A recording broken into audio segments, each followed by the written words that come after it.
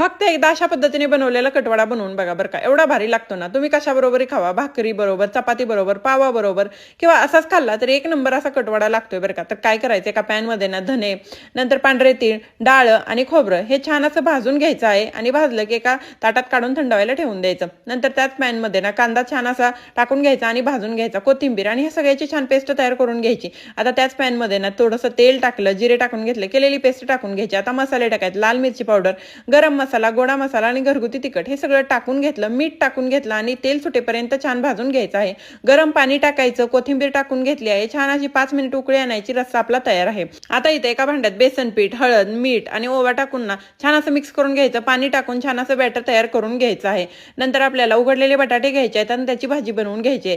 पॅनमध्ये ना तेल टाकलं, मोहरी टाकली, कढीपत्ता, आलं लसूण मिरची पेस्ट, हळद टाकून घेतली, बटाटा टाकला, कोथिंबीर आणि मीठ टाकून छान असं मिक्स करून घेतलं आणि ह्याचे वडे तयार करून घ्यायचे.